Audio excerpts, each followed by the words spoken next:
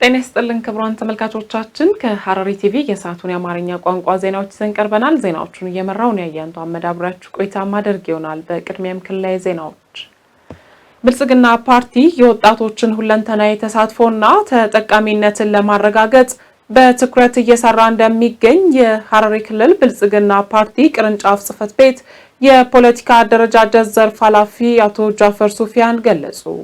ለሐረሪ ክልል የብልጽግና ፓርቲ ወጣቶች ክንፍ አባላትና ከሴክተር ተቋማት ለተውጣጡ ወጣቶች የዲጂታል ኢትዮጵያ 2030ን እውን በማድረግ ሂደት የወጣቱ ሚና በሚል ሐሳብ የተዘጋጀ የአቅም ግንባታ ስልጠና ተሰጥቷል። ተጨማሪ አለን።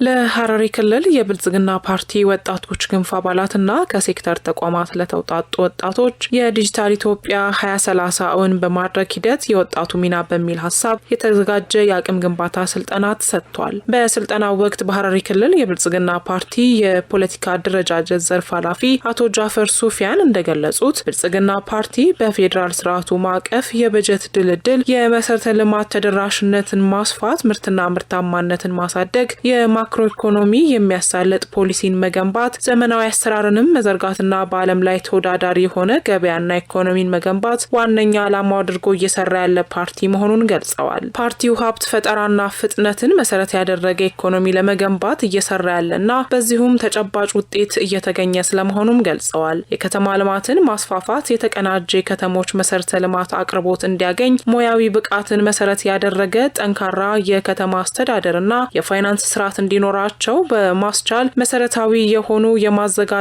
ቤት አገልግሎት ቀልጣፋ ጥራት ያላቸውና የህዝብን ፍላጎት ማዕከል የሚያደርጉ እንዲሆኑ ፓርቲያቸው በትኩረት እንደሚሰራ አቶ ጃፈር ጨምረው ገልጸዋል። አቶ ጃፈር አክለውም ፓርቲው በየዘርፉ የህዝብን ተጠቃሚነት በማረጋገጥ ሁለንተናዊ ብልጽግናን እውን የማድረግ ግብ ይዞ ህዝብን ከጎን አሰልፎ እየተጋ ያለ ፓርቲ መሆኑን አስገንዝበዋል። በተጨማሪም የሴቶችና የወጣቶችን የፖለቲካ የኢኮኖሚና ማህበራዊ ተሳትፎን ተጠቃሚነት ለማጎልበት በትኩረት እየተሰራ እንደሚገኝ ገልጸዋል። በመሆኑም ሴቶችና ወጣቶች ፍትሃዊ ማህበራዊና የፖለቲካ ውክልናና ተሳትፎን ጨምሮ ዘላቂ የስራ ዕድልና የብድር አቅርቦት እንዲያገኙና የመሬት ባለቤትነት የመኖሪያ ቤት ተጠቃሚ እንዲሆኑ እንደሚሰራም አቶ ጃፈር ጨምረው ተናግረዋል። የሐረሪ ክልል ኢኖቬሽንና ቴክኖሎጂ ኤጀንሲ ኃላፊ አቶ ጀማል ኢብራሂም በበኩላቸው በ2030 ዲጂታል ኢትዮጵያን እውን በማድረግ ሂደት የዲጂታል ኢኮኖሚ ሽግግር አቅጣጫ መሪ እንዲሆን እየተሰራ እንደሚገኝ ገልጸዋል። የፋይዳ ብሔራዊ መታወቂያ በዋናነት የዲጂታል ክፍያ ስርዓት፣ የመሰረተ ልማት ግንባታና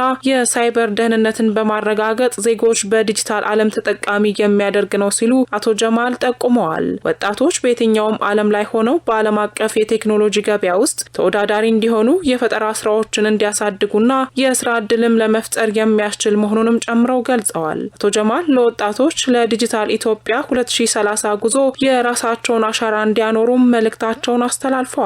በአቅም ግንባታ ስልጠናው ላይ የሐረሪ ክልል ብልጽግና ፓርቲ ወጣቶች ክንፍ አባላትና ከሴክተር ተቋማት የተውጣጡ ወጣቶች ተገኝተዋል።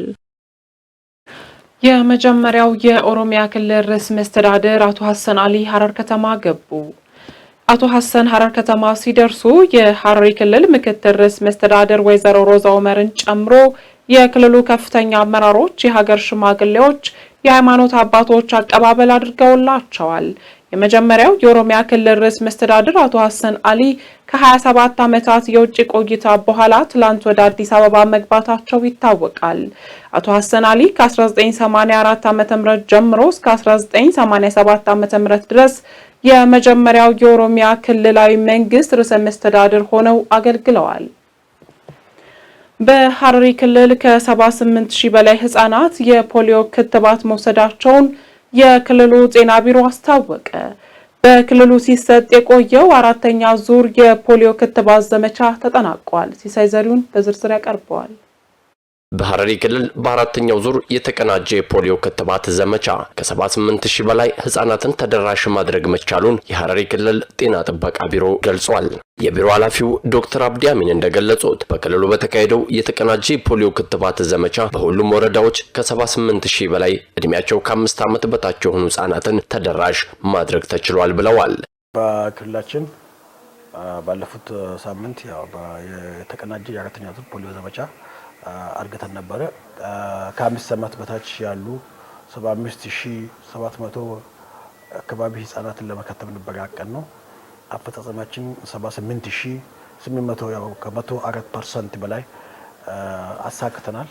መሪያችን ከቁጥር ባሻገር ማንም ህፃን ወደ ኋላ እንዳይቀር አንድም ያልተከተበ ህፃን እንዳይቀር የሚል መሪ በመከተል መንገድ ላይ በተገኘው ቤት ላይ የተገኘው ትምህርት ቤቶችም ላይ ብዙ ህፃናት በታቀደው ልክ እንዲከተቡ ከእቅዱ በላይ ፐርፎርም ማድረግ ችለናል። ከ105 በላይ የባለሙያዎች ቡድንና ከ62000 በላይ ቤቶችን በዘመቻው ተደራሽ ማድረግ መቻሉንም አንስተዋል። እድሜያቸው ከ5 ዓመት በታች ህጻናትን በትምህርት ቤቶችና በጤና ተቋማት መሰጠቱን ያነሱት የቢሮው ኃላፊው ከዘመቻው ጎን ለጎንም ተጓዳኝ በሽታዎችን የመለየትና የማከም ስራዎችን መሰራቱንም አክለው ገልጸዋል። የተቀናጀ ዘመቻ ስንል ከፖሊዮ ባሻገር ብዙ ነገሮችን የጤና እክል ያለባቸውን የጤና ሁኔታውን የኮሚኒቲውን የክልሉን ነዋሪ እንዳለ የጤና ሁኔታውን እናያለን። በ5 ቀን ውስጥ ከ62000 በላይ የሚሆኑ ቤቶች በእኛ ባለሙያዎች ተጎብኝቷል። 62000 በላይ ቤቶች ጎብኝተናል ስንል እዛ ውስጥ በሌላ ምክንያት የታመሙ በተፈጥሮም ይሁን በተለያዩ ጤና ሁኔታዎች ውስጥ ያሉትን ሰዎች የመለየትና ከሕክምና ተቋም ጋር የማቀናጀት ሊንክ የማያያ ስራዎችን ስንሰራ ነበር።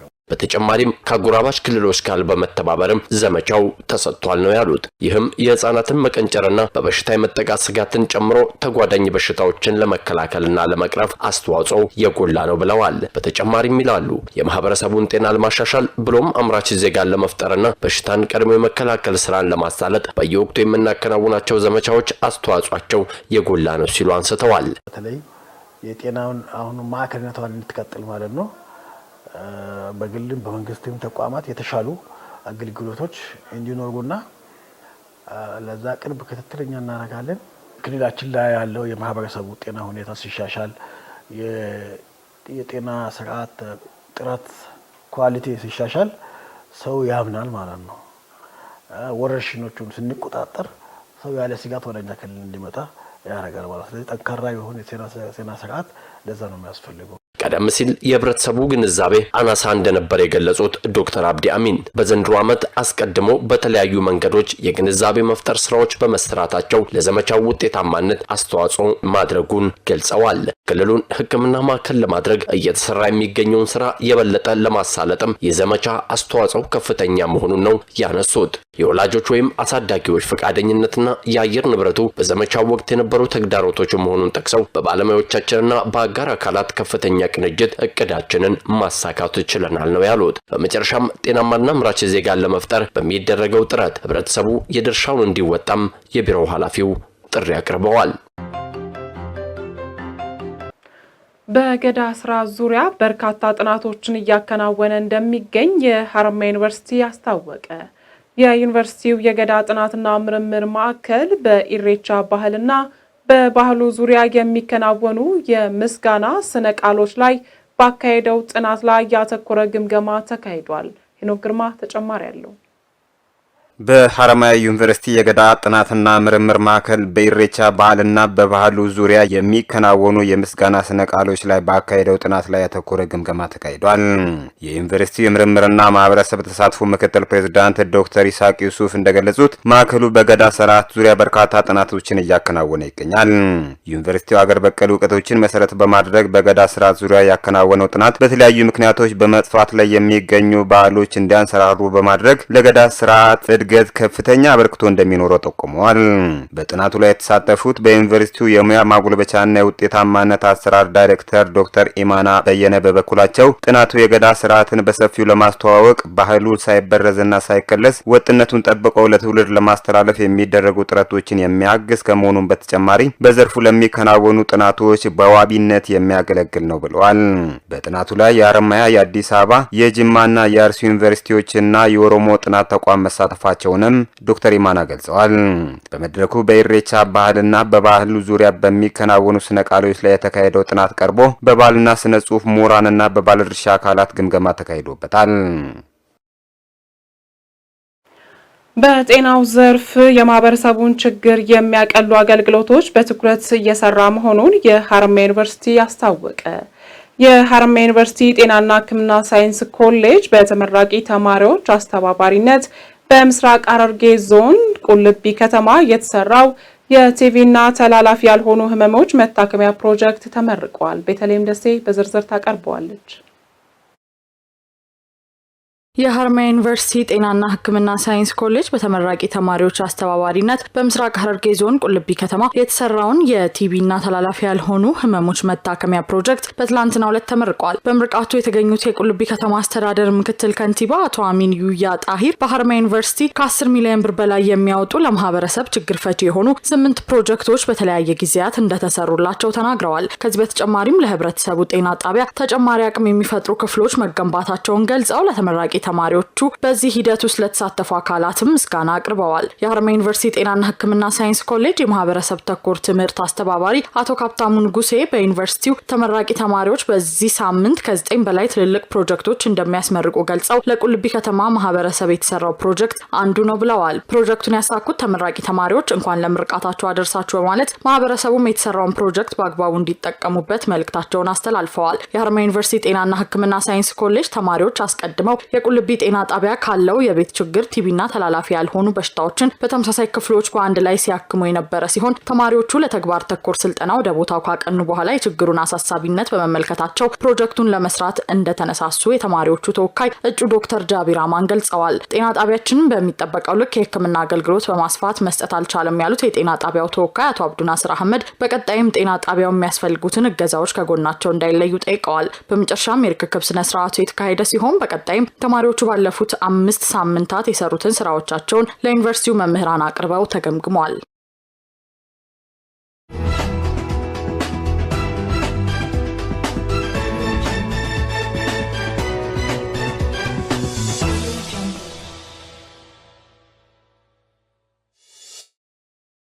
ተመልካቾቻችን ከሐረሪ ቲቪ ዜናዎቻችን ወደ እናንተ መድረሳቸውን እንደቀጠሉ ናቸው። ወደ ሀገር አቀፍ ዘገባዎች ስናልፍ በበጋ መስኖ ስንዴ የሰብል ምርታማነትን በማሳደግ የምግብ ሉዓላዊነትን ማረጋገጥ የሚያስችል ምርታዊ አቅም እየፈጠረ እንደሚገኝ የግብርና ሚኒስቴር ገለጸ።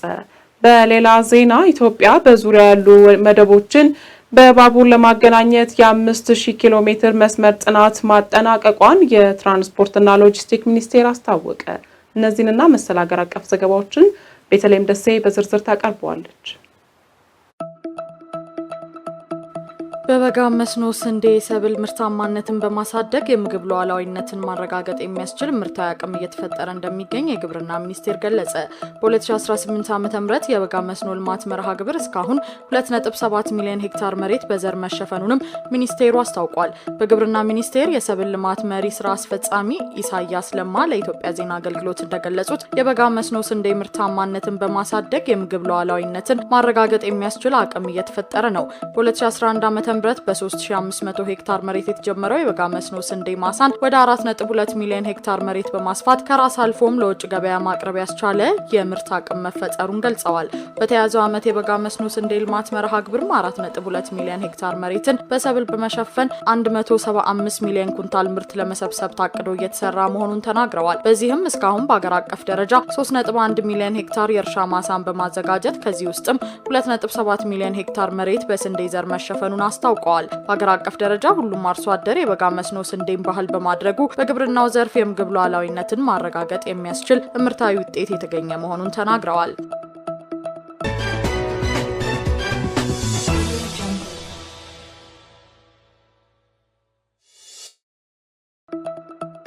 የውጭ ጉዳይ ሚኒስቴርና በኬንያ የኢትዮጵያ ኤምባሲ በድሬዳዋ ለአቅመ ደካማ ወገኖች ያስገነቧቸውን መኖሪያ ቤቶች አስረክበዋል። የውጭ ጉዳይ ሚኒስትር ዶክተር ጌዲዮን ጢሞቴዎስና የሚኒስትሩና የተጠሪ ተቋማት ከፍተኛ አመራሮች እንዲሁም የድሬዳዋ አስተዳደር ከንቲባ ከድር ጁሃር በተገኙበት ዘመናዊ ቤቶቹ ተመርቀው ለባለቤቶቹ የርክክብ ስነ ስርዓት ተካሂዷል። ከ20 ሚሊዮን ብር በላይ ወጪ የተደረገባቸው 20 ዘመናዊ ተገጣጣሚ ቤቶችን ያስገነቡት የውጭ ጉዳይ ሚኒስቴርና በኬንያ የኢትዮጵያ ኤምባሲ ከድሬዳዋ አስተዳደር ጋር በመተባበር እንደሆነ በመርሃ ግብሩ ተገልጿል። ከቤቶቹ በተጨማሪ የውጭ ጉዳይ ሚኒስቴር በ2 ሚሊዮን ብር የተገዙ የተማሪዎችን የመማሪያ ቁሶችን በዝቅተኛ የኑሮ ደረጃ ላይ ለሚገኙ ቤተሰብ ተማሪዎች አስረክቧል።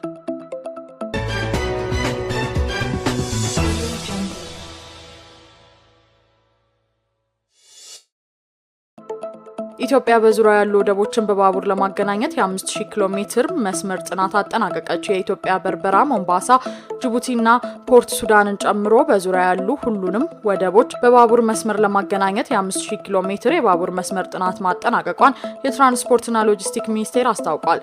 የትራንስፖርትና ሎጂስቲክ ሚኒስትር ዴኤታ በርኦ ሐሰን ለአዲስ ዘመን ጋዜጣ እንደገለጹት ሀገሪቱ በዙሪያ ያሉ ወደቦችን በባቡር ለማገናኘት ሰፊ እቅድ ይዛ እየሰራች ትገኛለች። ጥናቱ የተጠናቀቀውም የ5000 ኪሎ ሜትር መስመርን ይህንን የትስስር እቅድ ለማሳካት ያለመ መሆኑን አብራርተዋል። የኢትዮ ጅቡቲ ባቡር ትራንስፖርት ባለሙያዎች ስራውን ከተረከቡ በኋላ የጥገና አቅማቸውን እያሳደጉ መሆኑን የገለጹት አቶ በርኦ ወደቦቹን ለማገናኘት የተጠኑ አዳዲስ የባቡር መስመሮችም ወደ ተግባር እንዲገቡ አስፈላጊው ጥረት እየተደረገ መሆኑን ገልጸዋል። ይህ የባቡር መሰረተ ልማት ዝርጋታ የሀገሪቱን የሎጂስቲክ ቅልጥፍናን በእጅጉ እንደሚያሳድግ ይጠበቃል።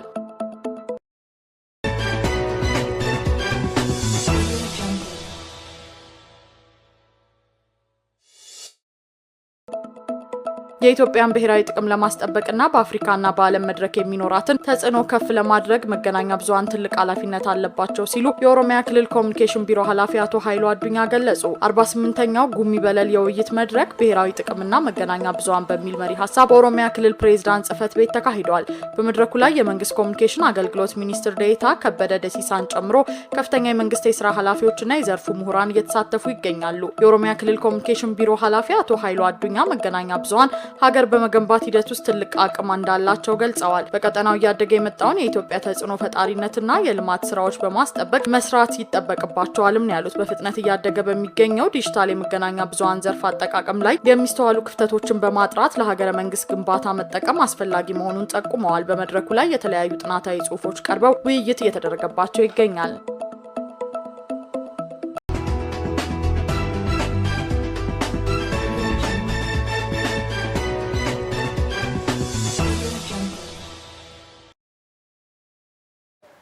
ወደ ዓለም አቀፍ ዘገባዎች ስናልፍ አሜሪካ በናይጄሪያ አይኤስ ላይ ከባድ ጥቃት ማድረሷን ዶናልድ ትራምፕ ተናገሩ። ጥቃቱ በስኮት ግዛት የተፈጸመ ሲሆን ከናይጄሪያ ጋር በመተባበር ነው ተብሏል። ዘገባው የቢቢሲ ነው። ባህር ጠንክር በዝርዝር ያቀርበዋል። የአሜሪካው ፕሬዝዳንት ዶናልድ ትራምፕ በሰሜን ምዕራብ ናይጄሪያ ኢስላሚክ ስቴት ላይ ከባድ ጥቃት ማድረሷ ተናግረዋል። አይኤስን አጭበርባሪ አሸባሪዎች ሲሉ የጠሯቸው ትራምፕ ቡድኑ በተለይ ንጹሃን ክርስቲያኖች ላይ ኢላማ ያደረገ ግድያ እያደረሰ ነው ሲሉ ወቅሰውታል። ፕሬዝዳንቱ እንዳሉት የአሜሪካ ጦር በርካታ የተሳኩ ጥቃቶችን ፈጽሟል። የዩኤስ አፍሪካ እዝ ወይም አፍሪኮም በበኩሉ የሐሙሱ ጥቃት በሶኮት ግዛት የተፈጸመ ከናይጄሪያ ጋር በመተባበር ነው ብሏል። የናይጄሪያ ውጭ ጉዳይ ሚኒስትርም ዩሱፍ ማይታማቱ ጋር አሸባሪዎችን ኢላማ ያደረገ ጥቃት ጥምር ኦፕሬሽን ሲሉ ለቢቢሲ ተናግረዋል። ቱጋር ተጨማሪ ጥቃቶች ሊፈጽሙ እንደሚችሉም ጠቁመው በሁለቱ ሀገራት መሪዎች ውሳኔ የሚሆን መሆኑን ተናግረዋል። ሐሙስ አመሻሹን በትሩዝ ሶሻል ገጻቸው መልእክት ያሰፈሩት ዶናልድ ትራምፕ በእኔ አመራር ሀገራችን ጽንፈኛ የሃይማኖታዊ አሸባሪዎች እንዲበለጽጉ አትፈቅድም ብለዋል። ባለፈው ወዳር ትራምፕ በናይጄሪያ በአይኤስ ታጣቂዎች እርምጃ ሊወስዱ እንደሚችሉ አሳውቀው እንደነበር ይታወቃል። በተለይ ከቅርብ ጊዜ ወዲህ በቀኝ ዘመም አሜሪካውያን ዘንድ በናይጄሪያ ክርስቲያኖች ላይ የዘር ማጥፋት እየተፈጸመ ነው የሚልም ወሬ ሲስፋፋ ነበር። በሌላ በኩልም የአሜሪካ የጦር ሚኒስቴር ፒት ሄግሴስ ሐሙስ በኤክስ ገጻቸው የናይጄሪያ መንግስት ላሳየው ድጋፍና ትብብር ምስጋና አቅርባለሁ ሲሉ ጽፏል። አክለውም መልካም የገና በዓልም ብሏል። በርካታ የክርስትናና እስልምና እምነት ተከታዮች ባሉባት ናይጄሪያ ክርስቲያኖች ከሙስሊሞች በበለጠ ቁጥር እየተገደሉ እንደሆነ የሚያሳይ የቁጥር መረጃ ግን እስካሁን የለም። የፕሬዝዳንት ቦላ ቲኑቢ አማካሪ አሜሪካ በጂሃዲስት ቡድኖች ላይ የምትወስደው ማንኛውም እርምጃ በትብብር የሚሆን እንደሆነ ለቢቢሲ ተናግሯል። ፕሬዝዳንት ቲቡኒ በሀገራቸው የሃይማኖት መቻቻል እንዳለ ተናግረው የጸጥታ መደፍረሱ የሁሉም እምነት ተከታዮች እየፈተነ መሆኑን ገልጸዋል። ትራምፕ ከዚህ ቀደም ክርስቲያን ህዝቦች የህልውና ስጋት ስላለባቸው ናይጄሪያ ልዩ ትኩረት ሊሰጣት ያለባት ሀገር ናት ብለው ማወጃቸው ይታወሳል። የአሜሪካ ፕሬዝዳንት በሺዎች የሚቆጠሩ ተገድለዋል ቢሉም ምንም አይነት ማስረጃ ግን ሊያቀርቡ አልቻሉም። የአዋጅ የአሜሪካ የውጭ ጉዳይ ሚኒስቴር የሃይማኖት ነጻነት ላይ ጥሰት ፈጽሟል ያላቸው ሀገራት ላይ ማዕቀብ ለመጣልም ይጠቀምበት የነበረ ህግ ነው። እንደ ቦኮ ሃራምና እንደ አይኤስ ያሉ ቡድኖች በሰሜን ምስራቅ ናይጄሪያ ለዓመታት ጥቃት ሲፈጽሙ የቆዩ ሲሆን በሺዎች የሚቆጠሩ ሰዎች ተገድለዋል። አክሌር የተሰኘው በዓለም የፖለቲካ ነውጥ የሚከታተል ድርጅት መረጃ መሰረትም አብዛኞቹ የጥቃቱ ሰለባዎችም ሙስሊሞች ናቸው። በማዕከላዊ ናይጄሪያ ደግሞ በሙስሊም አርብቶ አደሮችና በክርስቲያን አርሶ አደሮች መካከል በውሃና በመኖ ምክንያትም ግጭት ይነሳል። ባለፈው ሳምንት አሜሪካ በሶሪያ የአይኤስ ታጣቂዎች ላይ መጠነ ሰፊ ጥቃት መፈጸሟም አስታውቃ ነበር። የዩክሬን ፕሬዝዳንት ቮሎዲሚር ዜሌንስኪ ከአሜሪካ ተደራዳሪዎች ጋር ጥሩ የውይይት ጊዜ አድርገናል አሉ። ደም አፋሳሹን ጦርነት ለመፍታት ያለ መሰልቸት እየሰራን ያሉት ዜሌንስኪ ሁሉም የቀረቡት ሰነዶች ተጨባጭ፣ ታማኒና ውጤታማ ነበሩ ብለዋል። በጋራ መግባባት ላይ የተመሰረተ ስራዎችን በመከወን ዘላቂ ሰላምና ደህንነት በሚመጣበት ሁኔታ እየሰራን ቀጣይ አቅጣጫዎችን እያስቀመጥን እንቀጥላለን ሲሉም ተደምጠዋል። አሜሪካ፣ አውሮፓና የዩክሬን አጋሮች እየረዱን ወደ ሰላም ለመድረስ ተቃርበናል ያሉት ዜሌንስኪ ለገና በዓል እንኳን አደረሳችሁ በማለት የመልካም ምኞት መግለጫ ሰጥተዋል። ዜሌንስኪ ውጤታማ ውይይት ከአሜሪካ ተደራዳሪዎች ጋር አድርገናል ቢሉም በምን ጉዳዮች ውጤታማ ቆይታ እንዳደረጉ አልገለጹም። ከሰሞኑ ሩሲያና ዩክሬን ከፍተኛ የመበቃቀል ጥቃት ሲያደርጉ መቆየታቸው የሚታወቅ ሲሆን አሁን ላይ ወደ ሰላም የሚያስኬዳቸውን መንገድ ለመረዳት ግልጽ የሆነ ነገር አለመኖሩን ፖለቲከኞች ያነጋገረ ነው። ክቡራን ተመልካቾቻችን ከሐረሪ ቲቪ ለሰዓቱ የነበሩን የአማርኛ ቋንቋ ዜናዎቻችን የተከታተላችሁትን ይመስል ነበር። ከቀሪ የሐረሪ ቲቪ መሰናዶች ጋር መልካም ቆይታ